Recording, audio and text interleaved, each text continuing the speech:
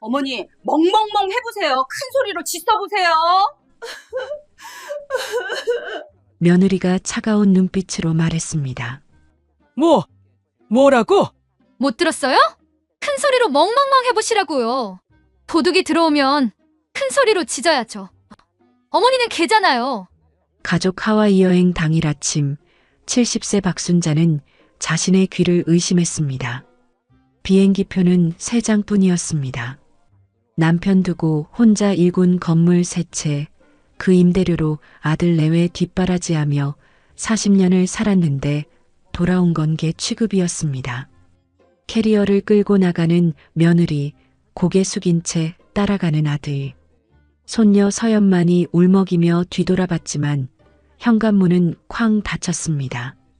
텅 빈 집에 혼자 남은 순자. 그날 밤 남편 영정 앞에서 밤새 울었습니다. 그리고 다음 날 순자는 건물 3채를 전부 팔아버렸습니다. 가족이 하와이에서 돌아왔을 때 집은 텅 비어 있었고 시어머니는 흔적도 없이 사라진 뒤였습니다. 며느리 한소라는 그때 알지 못했습니다. 그 한마디가 자신의 인생을 통째로 뒤바꿔 놓을 거라는 걸, 그리고 무릎 꿇고 용서를 빌게 될 거라는 걸. 오늘은 70세 어머니가 며느리에게 개 취급당하다가 건물 3채를 팔고 흔적 없이 사라진 통쾌한 이야기를 들려드릴게요. 만약 여러분이 평생 가족을 위해 희생했는데 어느 날 며느리가 멍멍멍 짖어보세요 라고 한다면 어떻게 하시겠어요? 영상 끝까지 함께 해주세요. 새벽 5시 박순자는 잠에서 깨어 거실로 나왔습니다. 거실에는 3개의 캐리어가 가지런히 놓여 있었어요. 오늘은 가족들이 하와이로 떠나는 날이었습니다. 순자는 설레는 마음으로 캐리어들을 바라보다가 부엌으로 향했어요. 여행 가기 전에 든든하게 아침이라도 먹여보내야겠다는 생각이었죠. 순자가 냄비에 물을 올리고 있을 때 안방에서 며느리 한소라가 나왔습니다. 소라는 순자를 힐끗 보더니 아무 말 없이 캐리어를 열어 짐을 확인했어요. 순자는 며느리에게 다가가 조심스럽게 물었습니다. 소라야, 나도 뭐 챙길 거 있을까? 여행 가방이 어디 있더라? 소라가 고개를 들어 시어머니를 올려다봤습니다. 그 눈빛이 차가웠어요. 어머니는 안 가세요. 표 3장만 끊었거든요. 순자는 멈칫했습니다. 귀를 잘못 들은 줄 알았어요. 분명 한 달 전부터 가족여행이라고 했었습니다. 순자는 손녀 서연이랑 비행기 타면 뭘 먹을지, 바다에서 뭘 할지 매일 밤 상상하며 잠들었거든요. 그게 무슨 소리야? 가족여행이라며. 가족이요? 어머니는 집 지키셔야죠. 빈집에 누가 있어요? 그때 아들 재원이 방에서 나왔습니다. 순자는 아들을 바라봤어요. 재원이라면, 아들이라면 뭐라고 해줄 거라고 생각했습니다. 그런데 재원은 어머니 눈을 피했어요. 고개를 숙인 채 운동화 끈을 묶는 척했습니다. 재원아. 순자가 아들을 불렀습니다. 재원이 고개를 들지 않고 대답했어요. 엄마, 미안해. 다음에 같이 가자. 다음에. 그 말이 순자의 가슴에 못처럼 박혔습니다.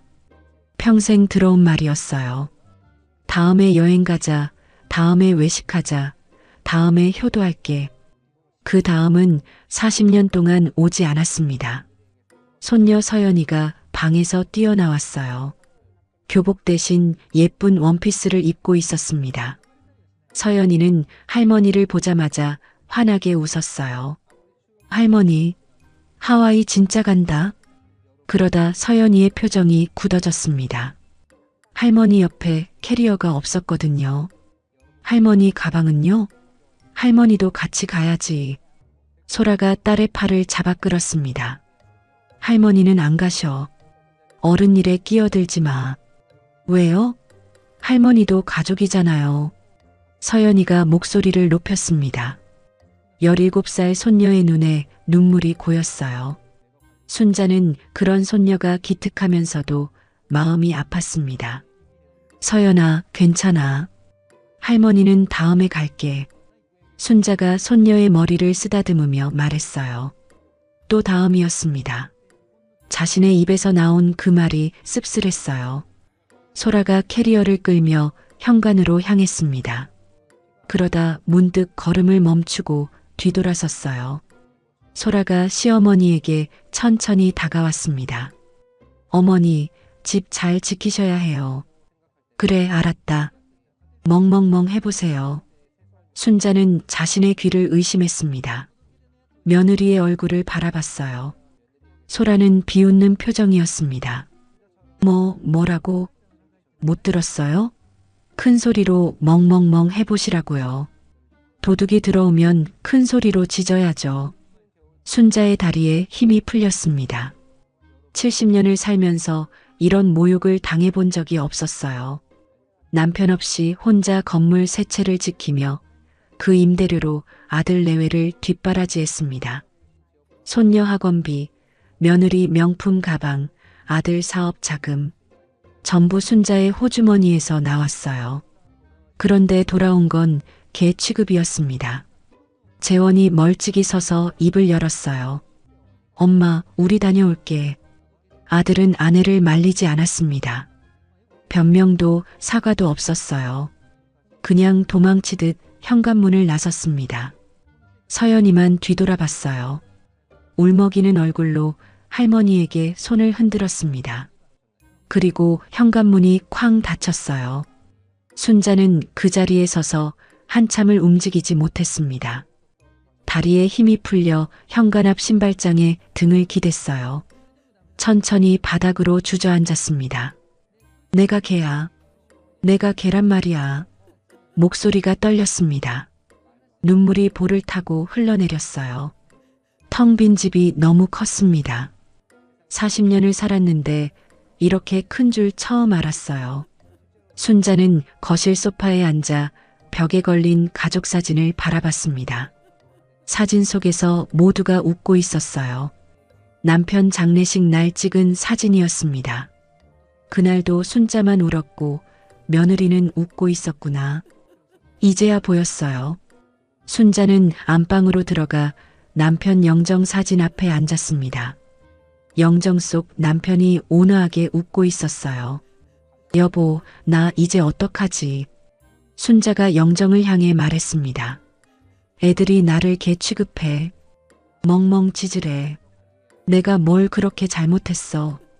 눈물이 멈추지 않았어요. 40년 세월이 주마등처럼 스쳐 지나갔습니다. 새벽마다 일어나 아들 도시락 싸던 일, 며느리 시집 올 때 금반지 해주던 일, 손녀 전 물리던 일, 전부 헛것이었나 싶었어요. 순자는 그날 밤 한숨도 자지 못했습니다. 영정 앞에서 밤새 울었어요. 창밖이 하얗게 밝아올 때까지. 다음 날 아침 순자는 부은 눈으로 일어났습니다. 거울 속 자신의 얼굴이 낯설었어요. 하룻밤 사이에 10년은 늙어 보였습니다. 순자는 안방 장롱을 열었습니다. 깊숙한 곳에 서류 봉투가 있었어요. 남편이 생전에 남긴 건물 등기권리증 3장이었습니다. 순자는 그 서류를 꺼내 식탁 위에 펼쳐놓았어요. 강남 상가 건물 한 채, 마포 오피스텔 한 채, 용산 근린시설 한 채. 남편이 세상 뜨고 15년 순자 혼자 세입자 관리하고 세금 내고 수리하며 지켜온 재산이었습니다. 아들은 단 한 번도 관심을 보인 적이 없었어요. 그저 매달 통장에 꽂히는 임대료만 당연하게 썼을 뿐이죠. 순자는 서류를 한참 바라봤습니다. 그러다 전화기를 집어들었어요. 40년을 거래해온 부동산 사장 번호를 눌렀습니다. 신호가 3번 울리고 전화가 연결됐어요. 사장님, 나 박순자예요. 아이고 사모님, 오랜만입니다. 무슨 일이세요? 순자는 잠시 숨을 골랐습니다. 그리고 담담하게 말했어요. 건물 3채 전부 금매로 내놓으려고요. 최대한 빨리 처리해 주세요. 전화기 너머로 부동산 사장의 당황한 목소리가 들렸습니다.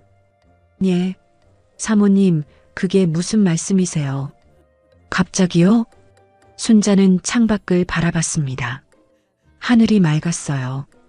하와이 하늘도 저렇게 맑겠지. 자신 없이 떠난 가족들이 저 하늘 아래 있겠지. 순자는 입꼬리를 올렸습니다. 웃음인지 쓴웃음인지 모를 표정이었어요. 네, 갑자기요. 셋째 전부 다요. 사흘 후 하와이 와이키키 해변이 내려다 보이는 리조트 수영장에서 한소라가 선베드에 누워 있었습니다.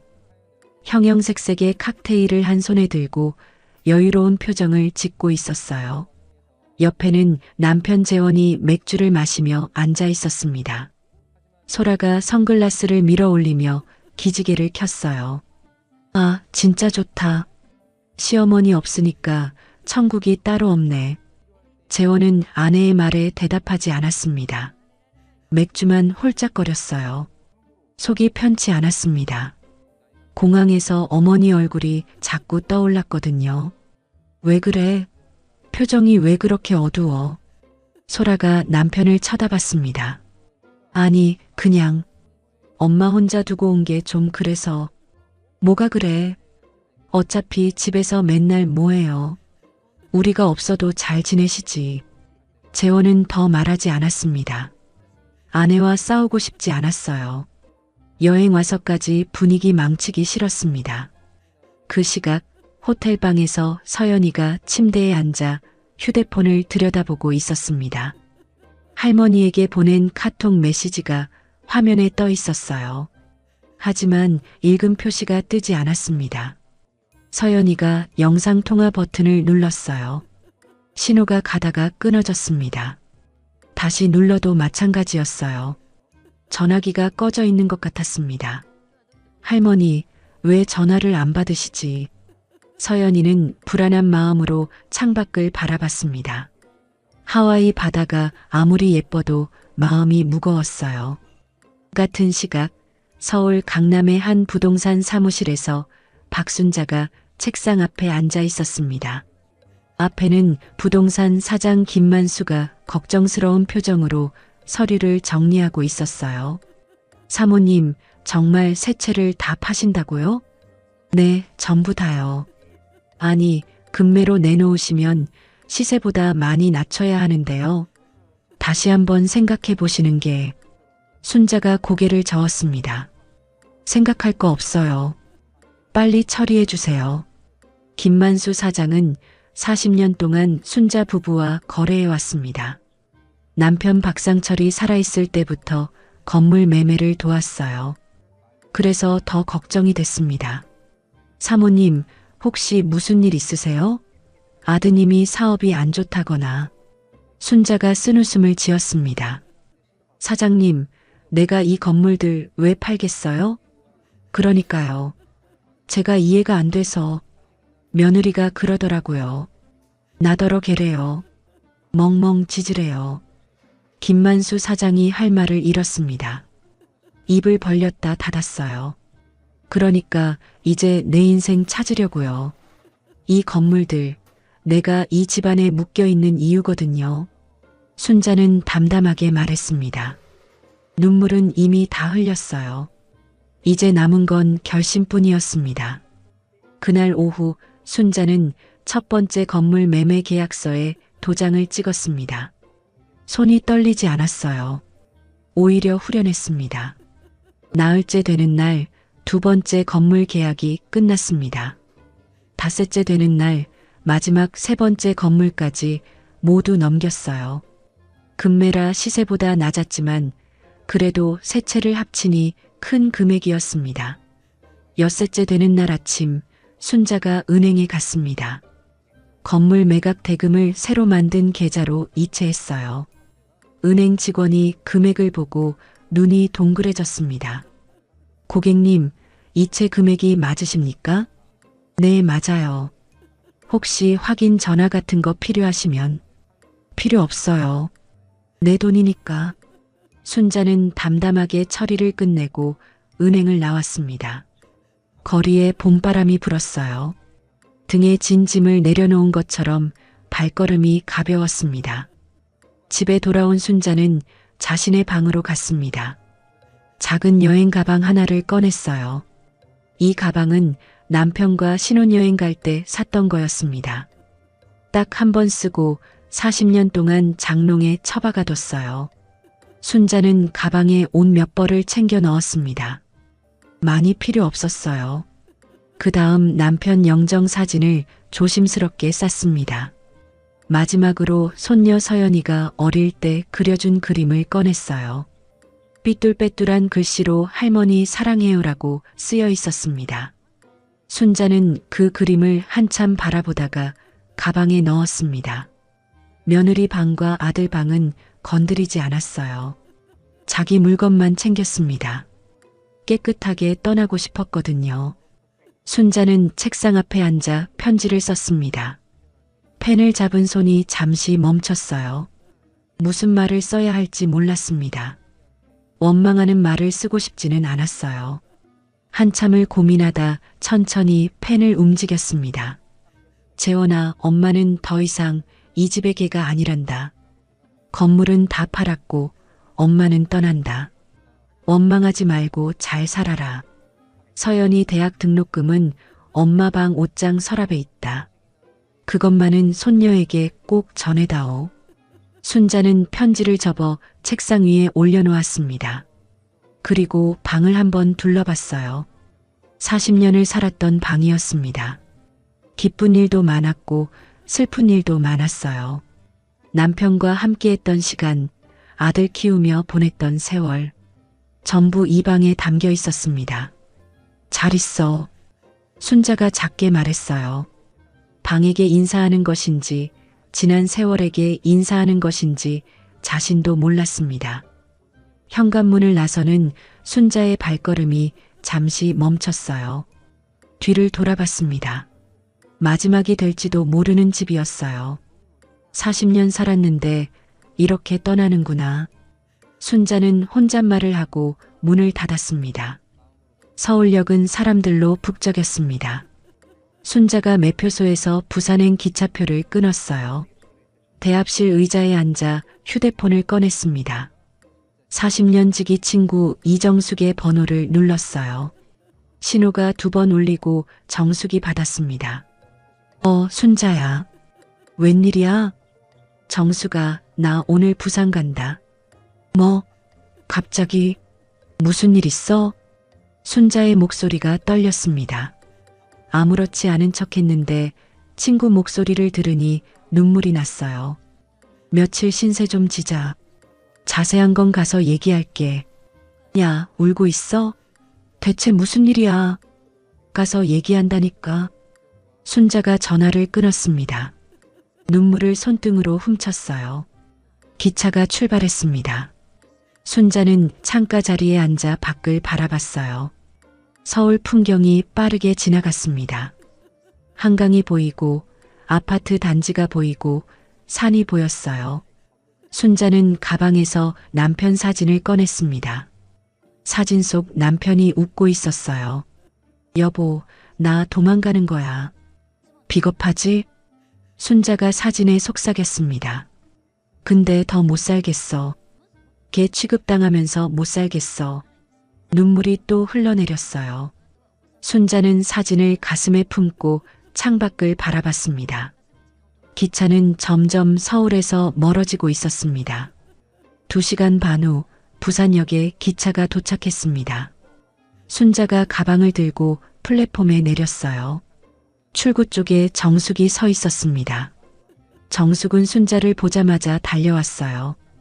야, 박순자. 정숙이 순자를 꼭 껴안았습니다. 순자의 몸이 떨리고 있었어요. 야, 대체 무슨 일이야? 전화로 울먹거리더니 순자가 친구 품에서 참았던 울음을 터뜨렸습니다. 역 안에 있던 사람들이 힐끗힐끗 쳐다봤어요. 하지만 순자는 신경 쓰지 않았습니다. 그냥 울었어요. 40년 친구 품에서 실컷 울었습니다. 정숙이 순자의 등을 토닥거렸어요. 그래, 울어. 실컷 울어. 다 들어줄게. 부산역 앞바람이 따뜻했습니다. 서울보다 공기가 달랐어요. 순자는 친구의 품에서 울면서 생각했습니다. 여기서 다시 시작하자고. 남은 인생 개처럼 살지 말자고. 일주일간의 하와이 여행을 마친 재원 가족이 인천공항에 도착했습니다. 소라는 면세점에서 산 쇼핑백을 양손에 들고 있었어요. 서연이는 휴대폰만 들여다보고 있었습니다. 일주일 내내 할머니에게 연락이 안 됐거든요. 엄마, 할머니 전화가 계속 꺼져 있어. 서연이가 걱정스러운 목소리로 말했습니다. 집에 가면 있겠지. 어디 가시겠어? 소라가 대수롭지 않게 대답했어요. 집 앞에 택시가 섰습니다. 재원이 캐리어를 끌고 현관문 앞에 섰어요. 비밀번호를 누르고 문을 열었습니다. 집안이 어두웠습니다. 불이 꺼져 있었어요. 재원이 거실 불을 켰습니다.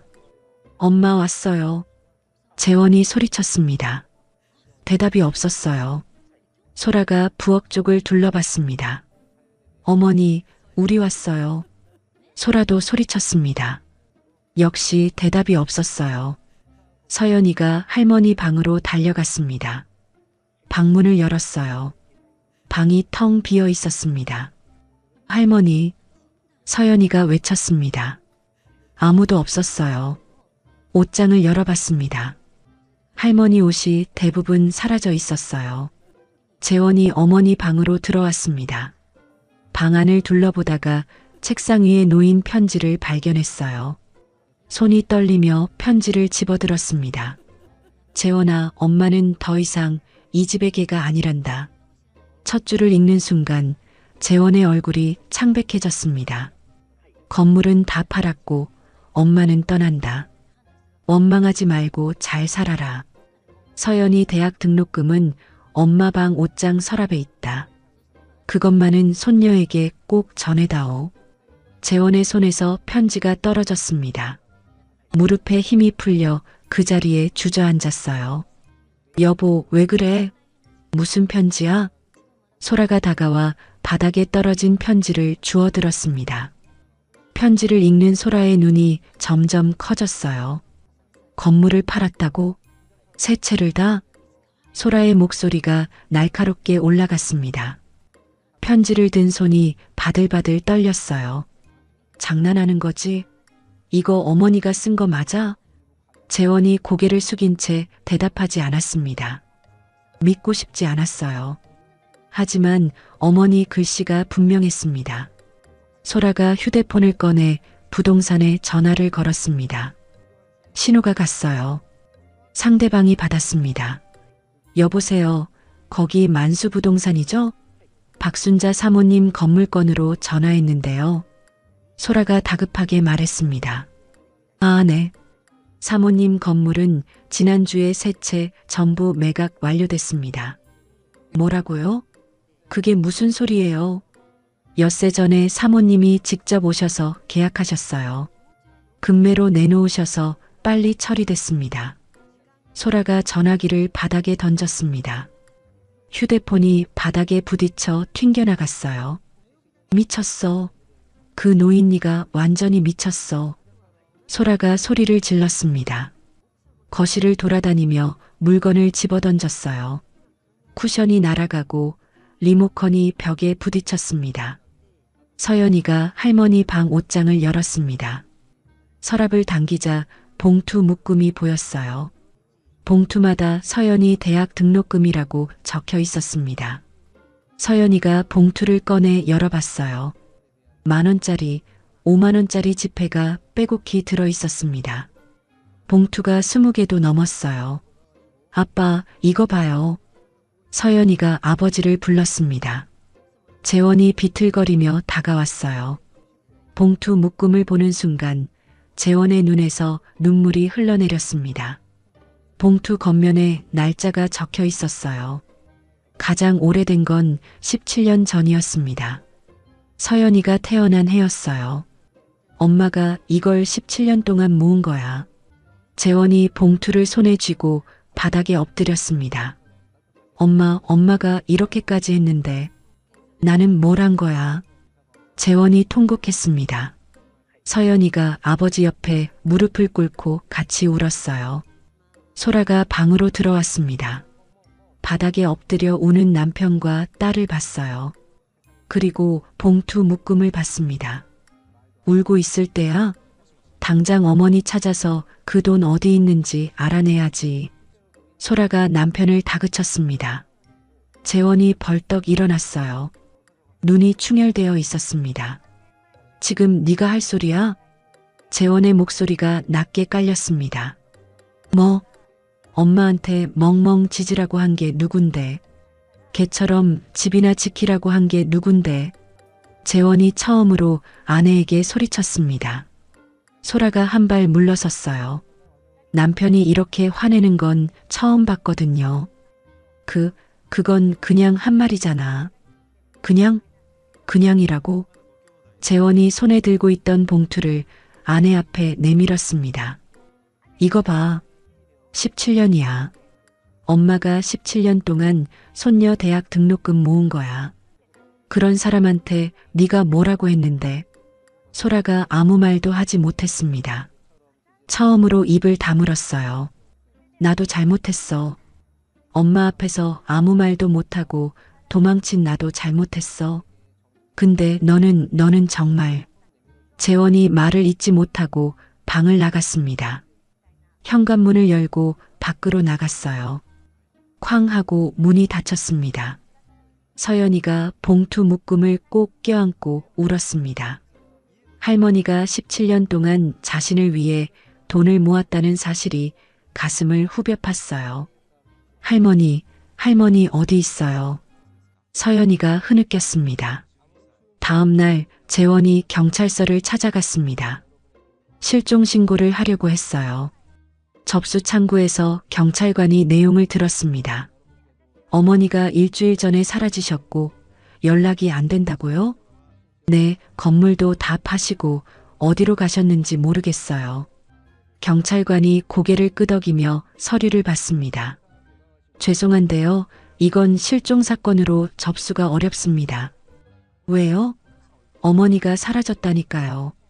성인이 스스로 재산 정리하고 떠난 경우는 실종이 아닙니다. 본인 의지로 떠나신 거잖아요. 재원이 할 말을 잃었습니다. 경찰 말이 맞았어요. 어머니는 납치당한 게 아니었습니다. 스스로 떠난 거였어요. 아드님, 어머니가 왜 떠나셨는지 생각해 보시는 게 좋을 것 같습니다. 경찰관이 조심스럽게 말했습니다. 재원은 아무 말도 못하고 경찰서를 나왔어요. 그날 밤 서연이가 방에서 할머니 친구들 연락처를 찾기 시작했습니다.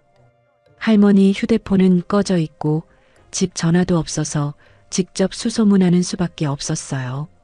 서연이는 할머니가 평소에 자주 하시던 말씀을 떠올렸습니다. 내 친구 정숙이가 부산에 있는데 그 친구는 진짜 의리가 있어. 정숙, 부산. 서연이가 휴대폰을 들고 검색을 시작했습니다. 부산 이정숙으로는 찾을 수가 없었어요. 정보가 너무 없었습니다. 서연이는 포기하지 않았습니다. 할머니 방으로 가서 남아있는 물건들을 뒤졌어요. 서랍장, 책상, 옷장 구석구석을 살폈습니다. 오래된 수첩 하나가 나왔어요. 서연이가 수첩을 펼쳤습니다. 빛바랜 종이에 전화번호들이 적혀 있었어요. 그 중에 정숙이라는 이름이 보였습니다. 서연이가 그 번호로 전화를 걸었습니다. 신호가 갔어요. 여보세요? 낯선 여자 목소리가 들렸습니다. 저기, 혹시 이정숙 할머니 아니세요? 정숙이는 내 딸인데요. 누구세요? 아, 잘못 걸었습니다. 서연이가 실망하며 전화를 끊으려는데 문득 생각이 났어요. 저기요, 혹시 박순자라는 분 아세요? 제 할머니인데요. 박순자? 글쎄요, 우리 정숙이 친구 중에 있나? 잠깐만요. 전화기 너머로 웅성거리는 소리가 들렸습니다. 아, 미안해요. 모르겠대요. 아, 네. 감사합니다. 서연이가 전화를 끊었습니다. 수첩에는 다른 번호들도 있었어요. 서연이는 밤새 전화를 돌렸습니다. 한 통, 두 통, 10통. 대부분 잘못된 번호거나 모른다는 대답뿐이었어요. 새벽 2시가 넘었습니다. 서연이가 지쳐서 침대에 누웠어요. 눈을 감으면 할머니 얼굴이 떠올랐습니다. 현관에서 혼자 손 흔들던 모습, 그날 울먹이던 눈. 할머니, 꼭 찾을게요. 서연이가 다짐하며 눈을 감았습니다. 창밖으로 새벽빛이 희미하게 들어오고 있었어요. 2주 후 부산 해운대 근처 좁은 골목에 작은 분식집이 있었습니다. 간판에는 정숙이네 분식이라고 적혀 있었어요. 점심시간이라 손님들로 북적였습니다. 주방에서 박순자가 앞치마를 두르고 김밥을 말고 있었어요. 능숙한 손놀림으로 단무지와 시금치, 당근을 올리고 돌돌 말았습니다. 옆에서 정숙이 어묵 국물을 끓이고 있었어요. 야, 내 솜씨 여전하네. 손님들이 김밥 맛있다고 난리야. 정숙이 순자의 어깨를 툭 쳤습니다. 그래, 오랜만에 해보는 건데. 순자가 웃으며 대답했어요. 2주 전만 해도 매일 울던 사람이 맞나 싶을 정도로 표정이 밝아졌습니다. 김밥 2줄이요. 손님이 주문을 외쳤어요. 순자가 네 하고 대답하며 김밥을 썰기 시작했습니다. 점심시간이 지나고 손님이 빠지자 순자와 정숙이 구석 테이블에 앉았어요. 정숙이 식혜에 2잔을 가져왔습니다. 야, 이제 좀 살 것 같지? 정숙이 물었습니다. 응, 정숙아. 내 덕분이야. 순자가 식혜를 한 모금 마셨어요. 무슨 덕? 40년 친구인데. 정숙이 손을 내저었습니다. 그러다 잠시 망설이더니 입을 열었어요. 있잖아. 나도 10년 전에 며느리한테 쫓겨나다시피 나왔어. 순자가 놀란 눈으로 친구를 바라봤습니다. 너도? 응. 아들이 장가가더니 완전 딴 사람이 됐어. 며느리 말이면 다 맞고 엄마 말은 다 틀리고. 정숙이 쓴웃음을 지었어요. 그래서 어떻게 했어? 그냥 나왔지. 퇴직금 좀 있었거든. 그걸로 이 가게 차렸어. 정숙이 분식집 안을 둘러보며 말했습니다. 지금은 후회 안 해. 아들은 1년에 한두 번 연락 오고. 그게 오히려 편해. 순자가 고개를 끄덕였어요. 정숙의 마음을 알 것 같았습니다. 우리 팔자가 그런가 봐. 순자가 중얼거렸습니다. 무슨 팔자야? 우리가 잘못한 게 뭐가 있어. 자식 키우느라 인생 다 바쳤는데. 정숙이 단호하게 말했어요. 이제부터는 우리 인생 살자. 남은 인생이 얼마나 된다고 자식한테 휘둘려. 순자가 친구의 손을 잡았습니다. 따뜻했어요. 그날 저녁 순자가 해운대 바닷가를 혼자 걸었습니다. 파도 소리가 귓가에 맴돌았어요. 순자는 가방에서 남편 사진을 꺼냈습니다. 여보, 나 여기서 다시 시작해 볼게. 순자가 사진을 보며 말했어요. 미안해.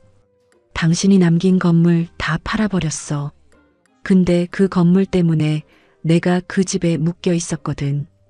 바람이 불어 순자의 머리카락을 흩날렸습니다. 이제 나도 내 삶 좀 살아볼게.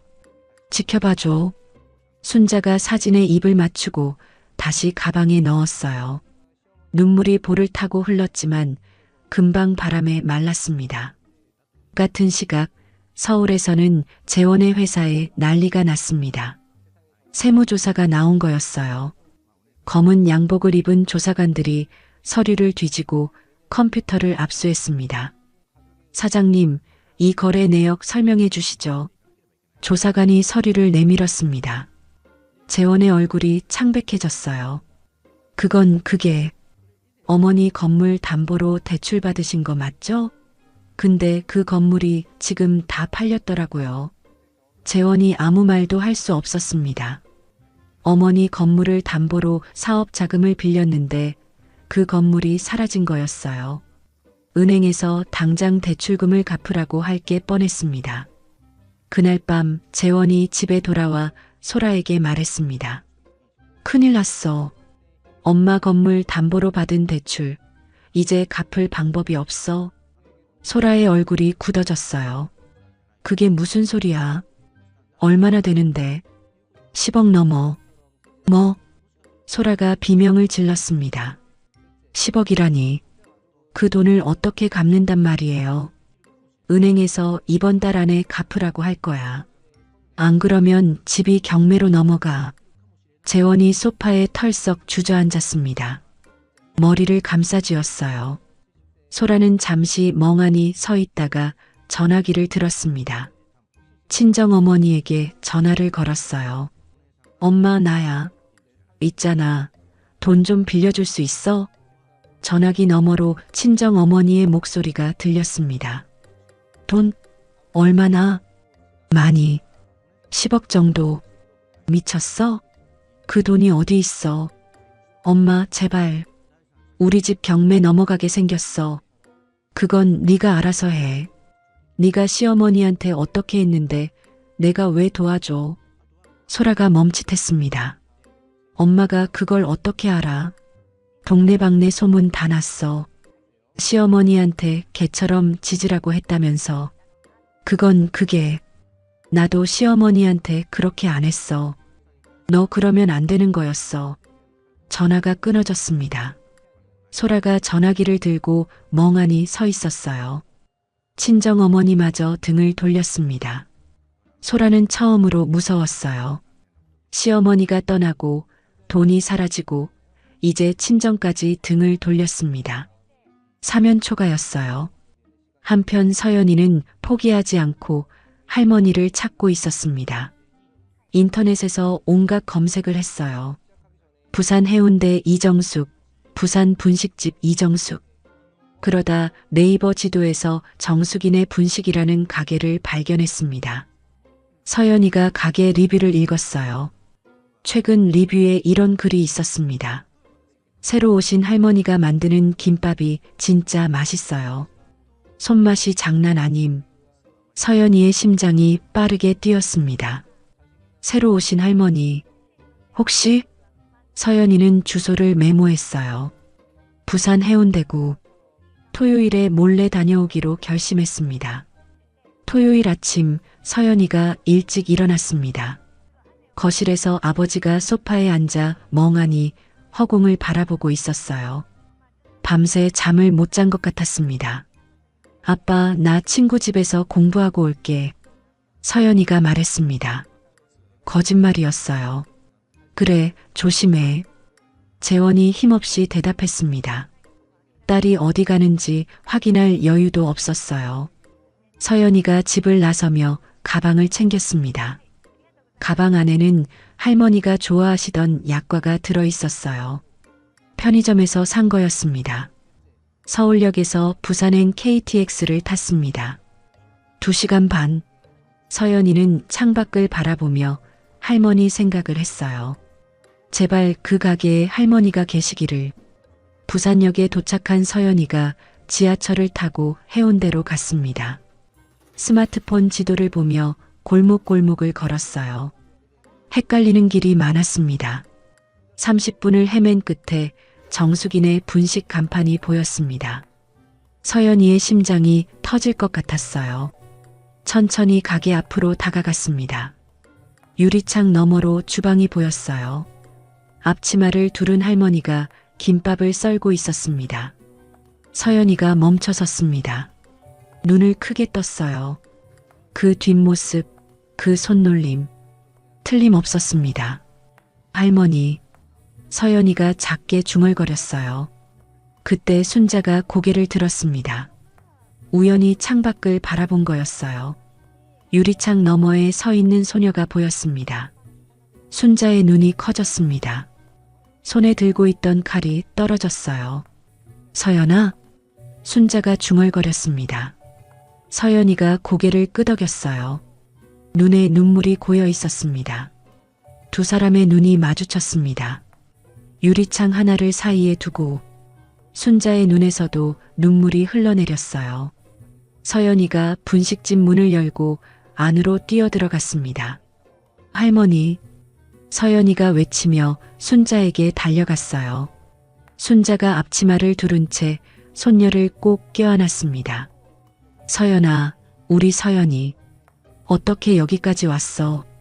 순자의 목소리가 떨렸어요. 눈물이 볼을 타고 흘러내렸습니다. 할머니, 할머니 보고 싶었어요. 서연이도 울먹였습니다. 할머니 품에서 실컷 울었어요. 손님들이 힐끗힐끗 쳐다봤지만 신경 쓰지 않았습니다. 2주 만에 만난 할머니와 손녀였어요. 주방에서 지켜보던 정숙이 눈시울이 붉어졌습니다.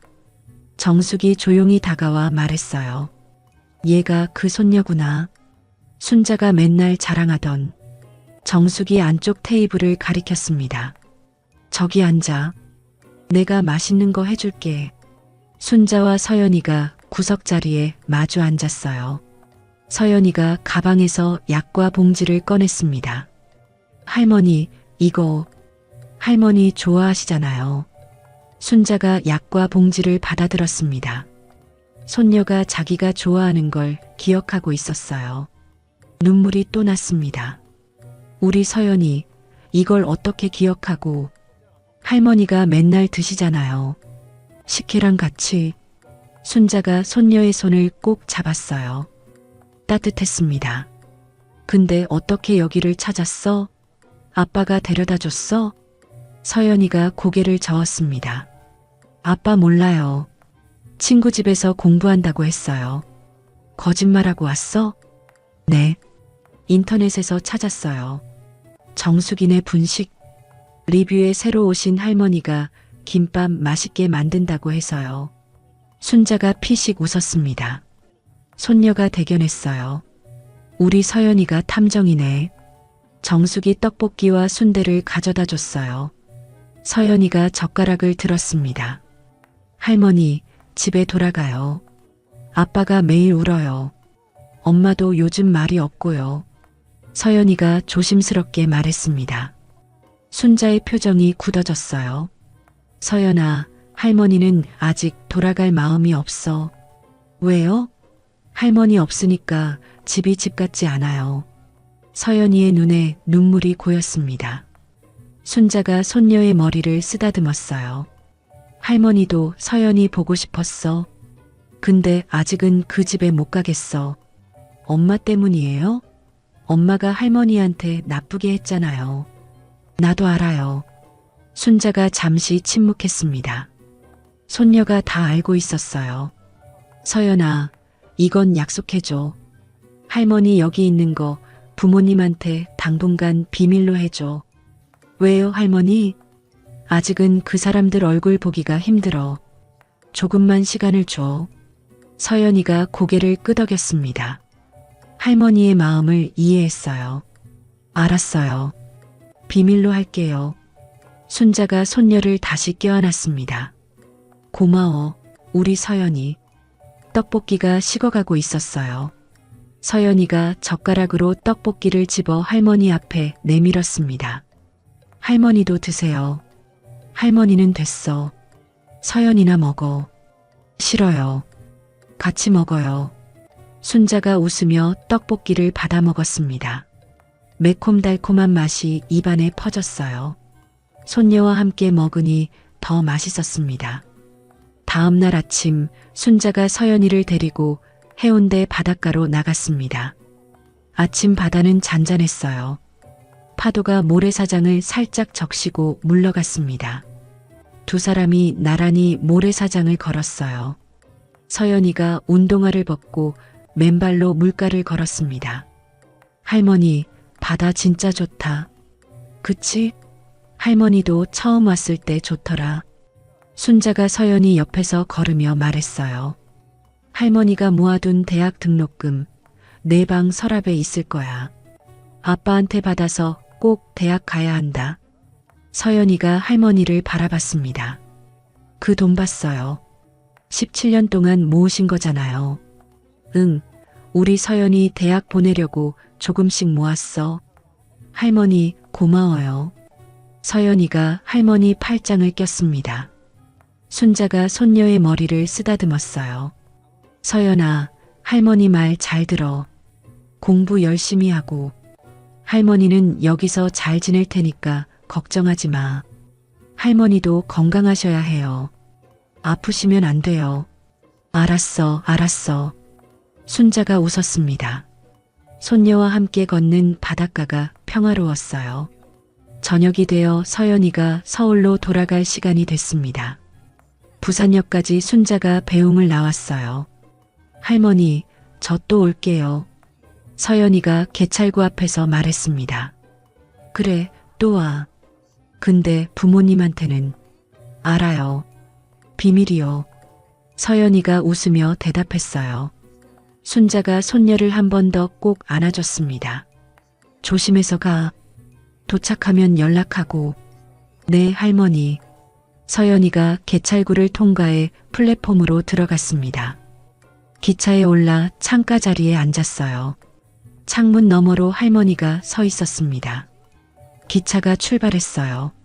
서연이가 창문에 손을 대고 할머니에게 손을 흔들었습니다. 순자도 손을 흔들었어요. 기차가 점점 멀어졌습니다. 순자는 기차가 완전히 사라질 때까지 플랫폼에 서 있었어요. 손녀가 떠나니 마음이 허전했습니다. 하지만 다시 온다고 했으니까 그 말을 믿기로 했어요. 2주가 지났습니다.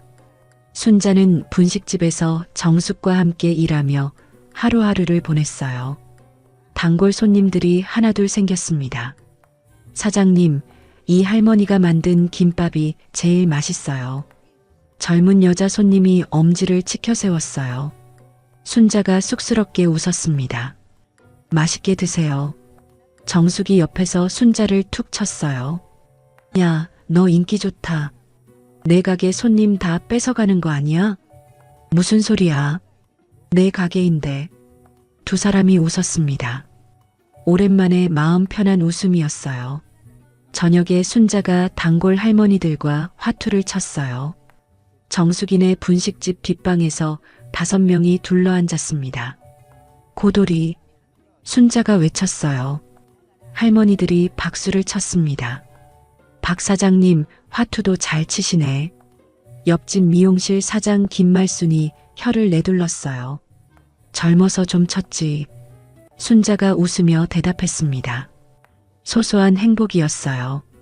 서울에서는 느껴보지 못한 것들이었습니다. 남편 기일이 다가왔습니다. 순자가 부산 근처 절을 찾아갔어요. 작은 법당에서 스님이 독경을 해줬습니다. 순자가 남편 영정 앞에 절을 올렸어요. 여보, 나 이제 괜찮아. 내 삶을 찾은 것 같아. 영정 속 남편이 온화하게 웃고 있었어요. 당신 걱정하지 마. 나 잘 지낼게. 서연이도 잘 크고 있고. 순자가 향을 피우고 두 손을 모았습니다. 마음이 편안해졌어요. 며칠 후 순자가 해운대가 보이는 작은 원룸을 계약했습니다. 보증금과 월세가 비싸지 않은 곳이었어요. 창문을 열면 바다가 살짝 보였습니다. 순자가 짐을 풀고 벽에 남편 사진을 걸었어요. 서연이가 그려준 그림도 옆에 붙였습니다. 여보, 우리 새 집이야. 작지만 내 집이야. 순자가 사진을 보며 말했습니다. 그날 밤 순자는 자신만의 공간에서 처음으로 평화로운 잠을 잤어요. 꿈에서 남편이 웃고 있었습니다. 괜찮다고, 잘하고 있다고 말해주는 것 같았어요. 창밖으로 달빛이 들어왔습니다. 바다 위로 달이 떠 있었어요. 순자는 편안한 얼굴로 잠들어 있었습니다. 한 달이 지났습니다. 서울 강남에 있던 재원의 회사가 최종 부도 처리됐어요. 재원이 텅 빈 사무실에 홀로 앉아 있었습니다. 책상 위에는 퇴직금 봉투들이 쌓여 있었어요. 직원들이 한 명씩 와서 봉투를 받아갔습니다. 눈도 마주치지 않았어요. 10년 넘게 함께 일한 사람들이었는데 아무도 인사를 하지 않았습니다. 마지막 직원이 나가고 사무실이 텅 비었어요. 재원이 창밖을 바라봤습니다. 서울 하늘이 잿빛이었어요. 다 끝났구나. 재원이 중얼거렸습니다. 어머니 건물 담보로 받은 대출금을 갚지 못했어요. 은행에서 집을 경매로 넘긴다고 통보가 왔습니다. 같은 시각 집에서 소라가 옷장을 정리하고 있었어요. 명품 가방들을 꺼내 바닥에 늘어놓았습니다. 샤넬, 루이비통, 에르메스, 시어머니 돈으로 산 것들이었어요. 소라가 휴대폰으로 중고거래 사이트에 접속했습니다. 가방 사진을 찍어 올렸어요. 생활비가 필요했거든요. 저녁에 재원이 집에 돌아왔습니다. 소라가 부엌에서 라면을 끓이고 있었어요. 예전 같으면 상상도 못할 일이었습니다. 밥 차려놓을게. 앉아. 소라가 말했어요. 목소리에 힘이 없었습니다. 재원이 식탁에 앉았어요. 라면 2그릇이 놓였습니다. 부부가 말없이 라면을 먹었어요. 집 경매 날짜 나왔어. 재원이 입을 열었습니다. 다음 달 15일이야. 그 전에 이사 가야 해. 소라가 젓가락을 내려놓았어요. 어디로 가는데? 반지하 빌라 알아봤어. 보증금 1,000만 원에 월세 50. 소라의 얼굴이 굳어졌습니다. 반지하라니. 평생 그런 데서 살아본 적이 없었어요. 거기밖에 없어? 돈이 없잖아. 어떻게? 소라가 아무 말도 하지 못했습니다. 이게 현실이었어요. 일주일 후 재원 가족이 반지하 빌라로 이사했습니다. 짐을 나르는데 하루 종일 걸렸어요. 이삿짐 센터 부를 돈도 아까워서 직접 날랐습니다. 소라가 새 집 안을 둘러봤어요. 천장이 낮았습니다. 창문이 반쯤 땅에 묻혀 있었어요. 벽에는 곰팡이 자국이 있었습니다. 내가 이런 데서 살게 될 줄은 몰랐어. 소라가 중얼거렸습니다. 눈물이 날 것 같았어요. 서연이가 자기 방으로 들어갔습니다. 창문 밖으로 사람들 발이 지나다녔어요. 반지하라서 그랬습니다. 서연이는 커튼을 쳤어요. 그로부터 열흘이 지났습니다. 어느 날 오후 서연이가 학교 체육 시간에 운동장을 뛰고 있었어요. 갑자기 코에서 피가 흘렀습니다. 김서연 코피 난다. 옆에 있던 친구가 소리쳤어요. 서연이가 손으로 코를 막았습니다. 피가 멈추지 않았어요. 괜찮아. 금방 멈출 거야. 서연이가 말했습니다. 그런데 갑자기 눈앞이 깜깜해졌어요. 다리에 힘이 풀렸습니다. 서연이가 운동장 바닥에 쓰러졌어요. 서연아, 서연아. 친구들이 소리쳤습니다. 체육 선생님이 달려왔어요. 119 불러. 빨리. 선생님이 외쳤습니다. 서연이는 의식을 잃은 채 누워 있었어요. 코에서 흘러나온 피가 운동장 흙을 적셨습니다. 구급차가 왔어요. 서연이가 들것에 실려 병원으로 이송됐습니다. 사이렌 소리가 서울 하늘 아래 울려 퍼졌어요. 재원과 소라가 병원 응급실로 달려왔습니다. 서연이는 중환자실에 들어가 있었어요. 의사가 복도로 나왔습니다. 보호자분이세요? 네, 아버지입니다. 제 딸이 왜 그런 거예요? 재원이 다급하게 물었어요. 일단 검사 결과를 봐야 정확히 알 수 있습니다. 지금 혈액 검사 중이에요. 의사가 답했습니다. 재원과 소라가 복도 의자에 주저앉았어요. 두 사람 다 얼굴이 하얗게 질려 있었습니다. 2시간이 지났어요. 의사가 다시 나왔습니다. 표정이 어두웠어요. 검사 결과가 나왔는데요. 따님이 희귀 혈액 질환입니다. 뭐라고요? 재원이 벌떡 일어났습니다. 혈소판 수치가 많이 낮아요. 장기간 치료가 필요합니다. 치료하면 낫는 거예요? 소라가 떨리는 목소리로 물었어요. 제때 치료하면 완치 가능합니다. 다만 치료비가 많이 듭니다. 보험 적용이 안 되는 부분이 있어서요. 얼마나요? 대략 5천만 원 정도 예상하시면 됩니다. 5천만 원. 재원의 눈앞이 캄캄해졌어요. 지금 통장에 200만 원도 없었습니다. 일단 입원 수속부터 하시죠. 치료는 빨리 시작해야 합니다. 의사가 말하고 돌아갔어요. 재원이 복도 벽에 등을 기대고 천천히 바닥으로 주저앉았습니다. 돈도 없고 엄마도 없고 이제 어떡해. 재원이 머리를 감싸주며 절규했어요. 눈물이 볼을 타고 흘러내렸습니다. 소라가 남편 옆에 주저앉았어요. 처음으로 남편 손을 잡았습니다. 내가 어머니한테 그러지 않았으면 이게 다 내 잘못이야. 소라가 울먹였어요. 눈물이 멈추지 않았습니다. 내가 어머니한테 개처럼 짖으라고 했잖아. 그래서 어머니가 떠나신 거잖아. 다 내 잘못이야. 소라가 통곡했습니다. 병원 복도에 울음소리가 퍼졌어요. 재원은 아내를 탓할 수 없었어요. 자신도 똑같이 잘못했으니까요. 어머니 앞에서 아무 말도 못하고 도망친 건 자신이었습니다. 다음 날 서연이가 일반 병실로 옮겨졌어요. 의식이 돌아왔습니다. 창백한 얼굴로 침대에 누워 있었어요. 재원과 소라가 딸 곁에 앉았습니다. 서연이가 천천히 눈을 떴어요. 아빠, 엄마. 서연이가 작은 목소리로 불렀습니다. 서연아, 정신 들어? 어디 아픈 데 없어? 재원이 딸의 손을 잡았어요. 괜찮아요. 근데 할머니는요? 서연이가 물었습니다. 재원이 말문이 막혔어요. 할머니 보고 싶어요. 할머니한테 연락해 주세요. 서연이의 눈에 눈물이 고였어요. 서연아, 아빠가 할머니 어디 계신지 몰라서 그래. 재원이 힘없이 대답했습니다. 서연이가 잠시 망설였어요. 할머니가 비밀로 해달라고 했거든요. 하지만 지금은 어쩔 수 없었습니다. 할머니를 봐야 했어요. 부산이요. 서연이가 입을 열었습니다. 뭐? 할머니 부산에 계세요. 해운대 정수기 할머니 분식집이요. 재원이 놀란 눈으로 딸을 바라봤어요. 서연아, 너 할머니 어디 계신지 알고 있었어? 네.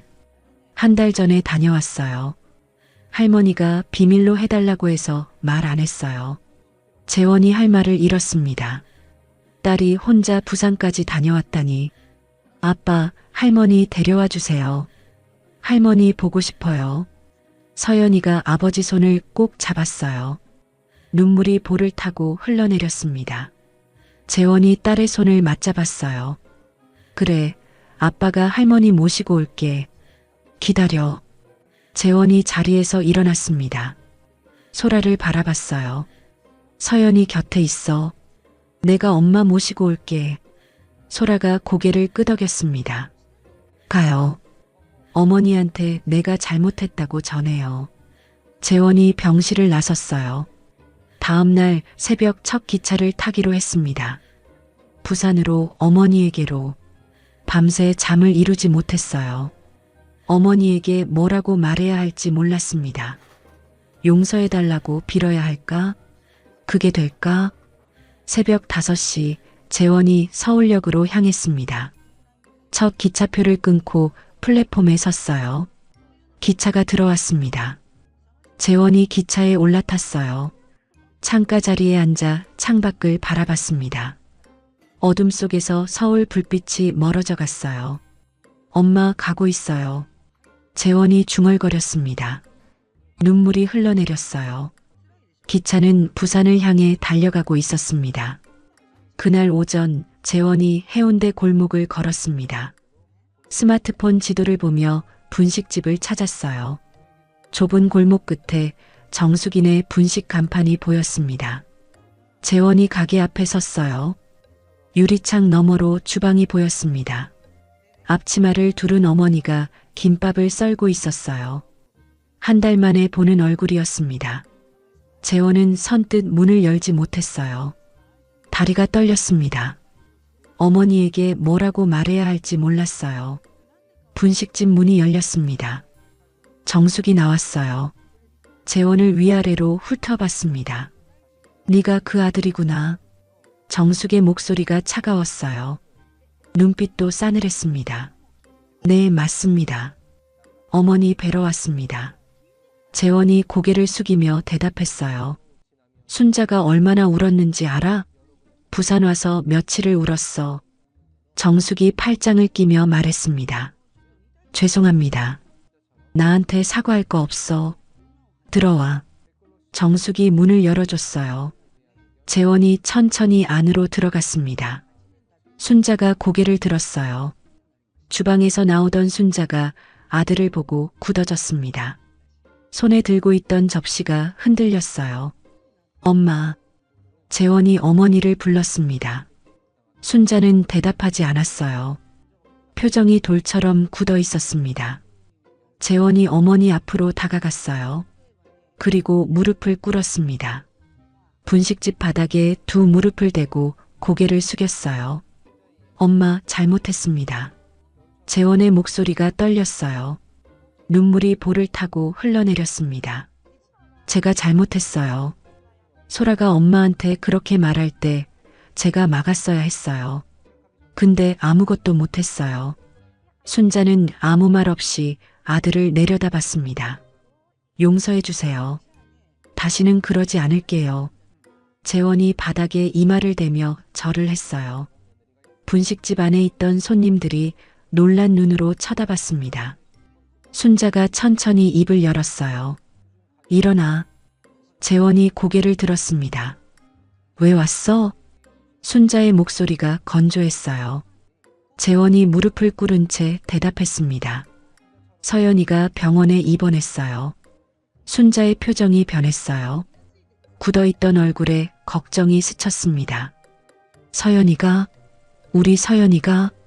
네. 희귀 혈액 질환이래요. 병원에서 치료받고 있어요. 순자의 손이 떨렸어요. 접시를 테이블에 내려놓았습니다. 언제부터? 왜 이제 와서 얘기해? 엊그제 학교에서 쓰러졌어요. 서연이가 할머니 보고 싶다고 해서요. 재원이 눈물을 훔치며 말했어요. 서연이가 그러더라고요. 할머니 데려와 달라고.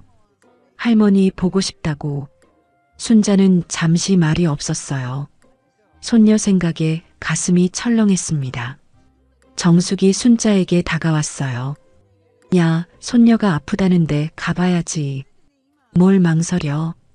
정숙이 순자의 등을 떠밀었습니다. 당장 가. 짐 싸. 순자가 고개를 끄덕였어요. 천천히 주방을 나와 안쪽 방으로 들어갔습니다. 작은 가방에 옷 몇 벌을 챙겼어요. 방에서 나온 순자가 재원을 바라봤습니다. 나는 가도 예전처럼 안 살아. 순자의 목소리가 단호했어요. 이번엔 내 조건대로야. 알겠어? 뭐든 할게요, 엄마. 뭐든. 재원이 고개를 숙였습니다. 정숙이 순자를 껴안았어요. 가서 손녀 잘 챙기고 힘들면 언제든 연락해. 고마워, 정숙아. 내 덕분에 다시 살았어. 순자가 친구를 꼭 안아줬습니다. 40년 우정이었어요. 부산역에서 재원과 순자가 서울행 기차에 올랐습니다. 나란히 창가 자리에 앉았어요. 기차가 출발했습니다. 한참을 말없이 창밖을 바라봤어요. 재원이 조심스럽게 입을 열었습니다. 엄마, 그동안 어떻게 지냈어요? 봤잖아. 분식집에서 일했어. 순자가 짧게 대답했어요. 힘들지 않았어요? 힘들긴. 오히려 편했어. 내 집에 있는 것보다. 재원이 할 말을 잃었습니다. 어머니 말이 가슴에 비수처럼 꽂혔어요. 서연이만 아니었으면 절대 안 갔어.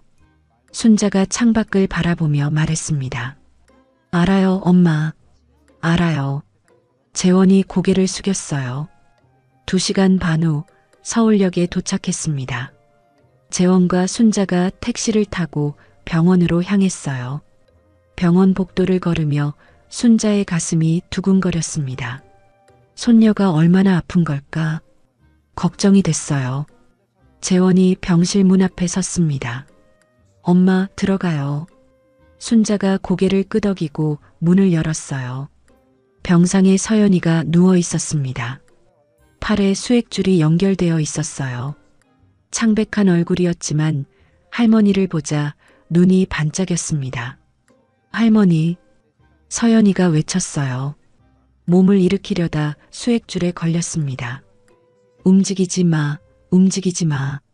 순자가 달려가 손녀를 안았어요. 조심스럽게 다치지 않게. 할머니 와줬어요. 진짜 와줬어요. 서연이가 할머니 품에서 울었습니다. 그래, 할머니 왔어. 우리 서연이 많이 아팠지? 순자도 눈물을 흘렸어요. 손녀의 창백한 얼굴이 마음 아팠습니다. 병실 구석에서 소라가 지켜보고 있었어요. 순자를 보는 순간 몸이 굳어졌습니다. 어떻게 해야 할지 몰랐어요. 소라가 천천히 다가왔습니다. 순자 앞에 서더니 두 무릎을 바닥에 꿇었어요. 어머니, 소라의 목소리가 떨렸습니다. 제가 잘못했습니다. 고개를 숙이며 말했어요. 개처럼 짖으라고 한 거 평생 뉘우칠게요. 제발 용서해 주세요. 소라가 바닥에 이마를 대며 절을 했습니다. 어깨가 들썩이며 통곡했어요. 어머니가 떠나시고 나서 알았어요. 제가 얼마나 잘못했는지. 하루도 편한 날이 없었어요.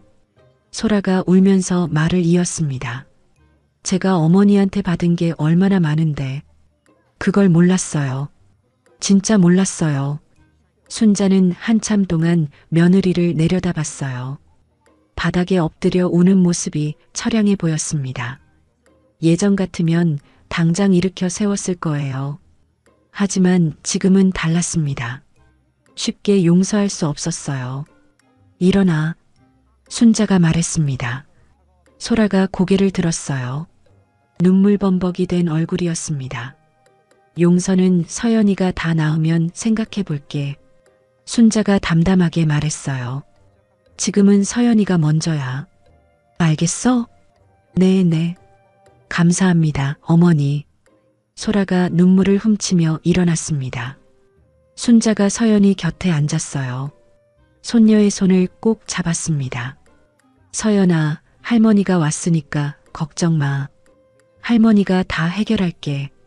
할머니, 고마워요. 서연이가 할머니 손을 꼭 잡았어요. 순자가 재원을 바라봤습니다. 치료비 얼마야? 5천만 원 정도래요. 내가 낼게. 재원이 놀란 눈으로 어머니를 봤어요. 엄마, 그건 서연이 치료비야.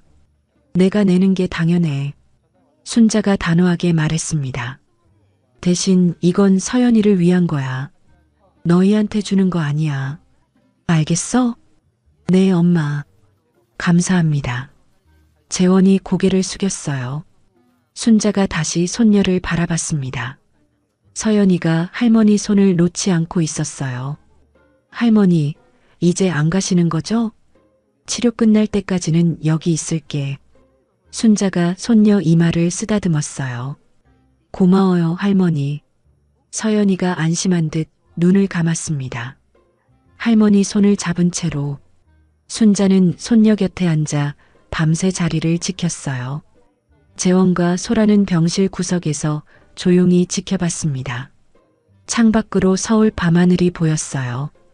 별은 없었지만 병실 안은 따뜻했습니다. 오랜만에 가족이 한자리에 모였어요. 아직 용서하지 않았지만 그래도 여기 있었습니다. 손녀 때문에. 순자는 서연이의 잠든 얼굴을 바라보며 생각했어요. 이 아이만큼은 지켜줘야 해. 무슨 일이 있어도.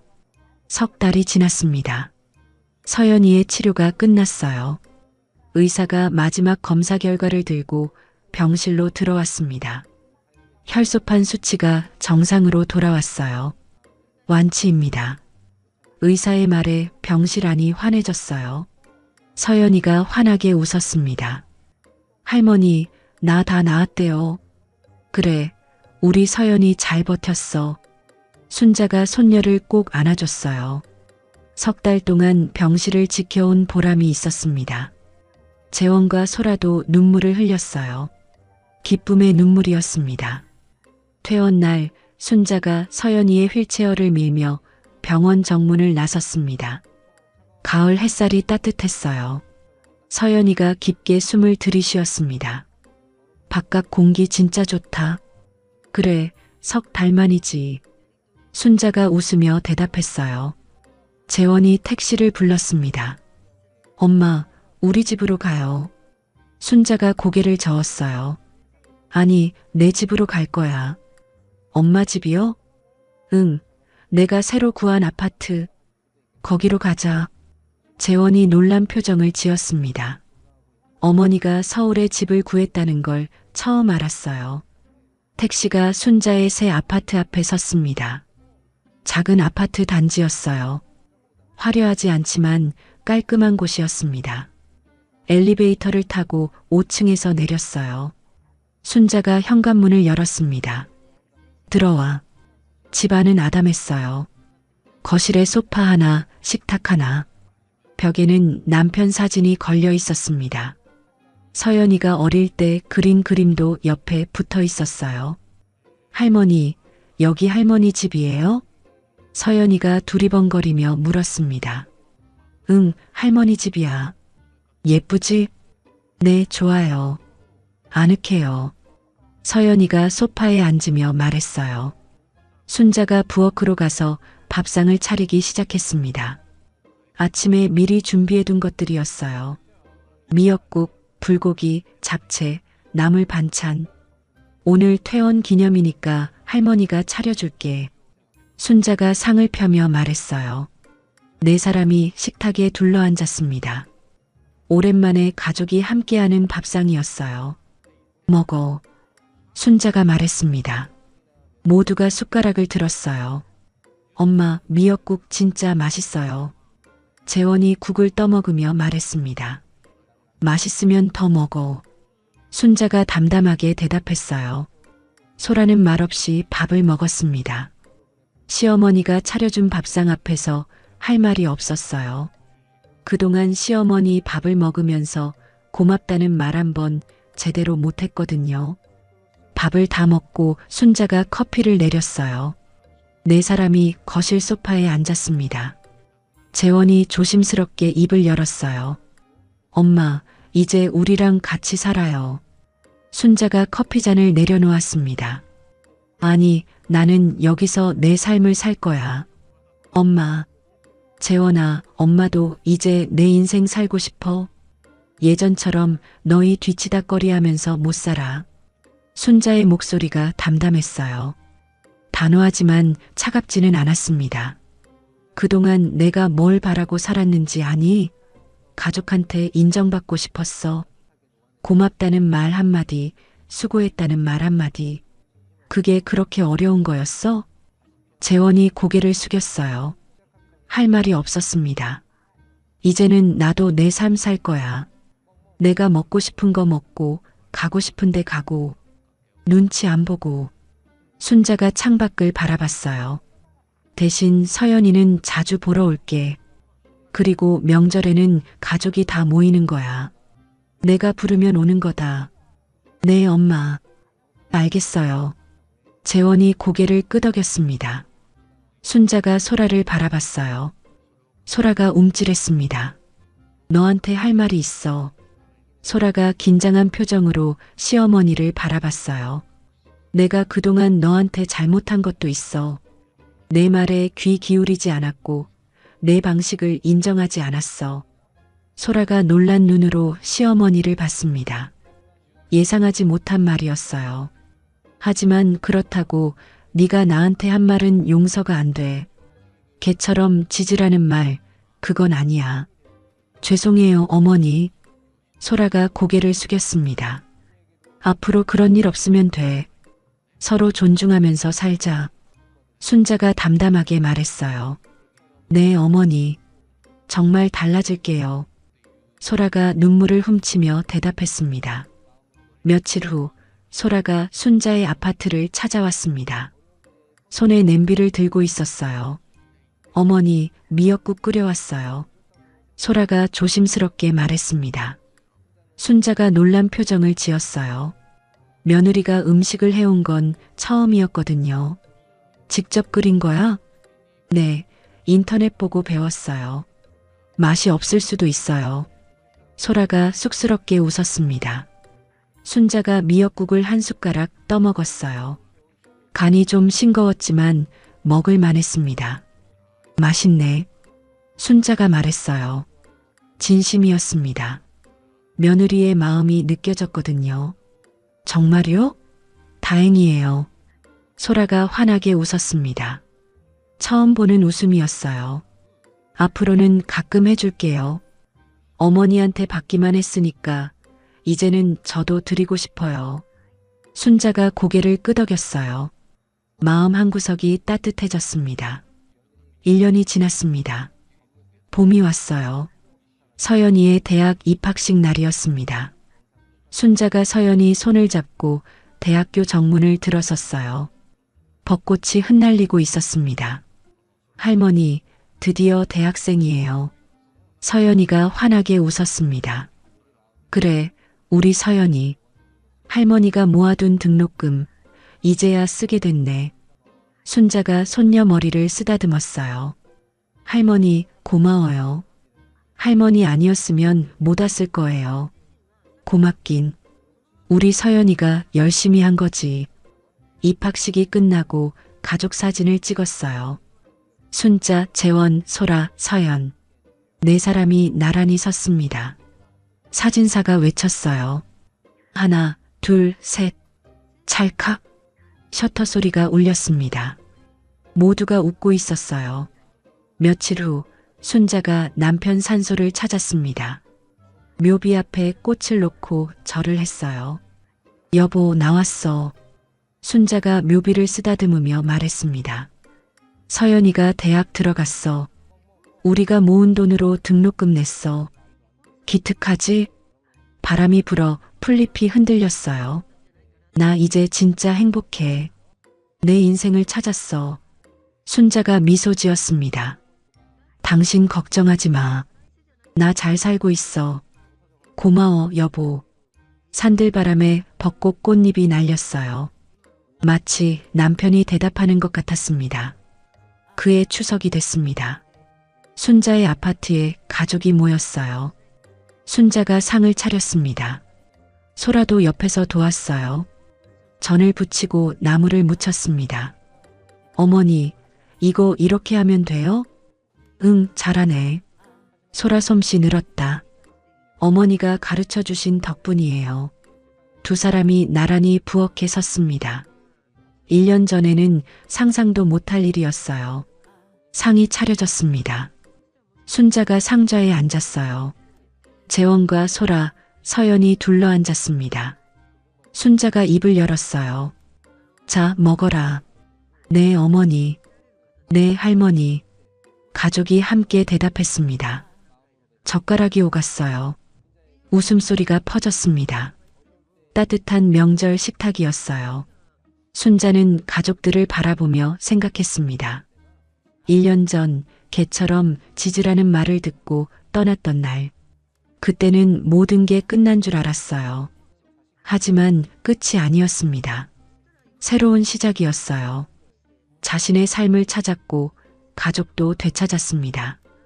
예전과 같지는 않았어요. 하지만 그게 더 좋았습니다. 이제는 서로 존중하는 사이가 됐으니까요. 순자가 밥 한 숟가락을 떴습니다. 맛있었어요. 가족과 함께 먹으니까 더 맛있었습니다. 창밖으로 보름달이 떠올랐어요. 환하게 빛나는 달이었습니다. 순자가 창밖을 바라보며 미소 지었어요. 마음속으로 남편에게 말했습니다.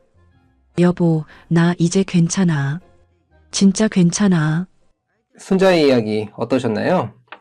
겨울처럼 차가웠던 가족의 마음이 봄처럼 따뜻하게 녹아내리는 시간이 필요했어요.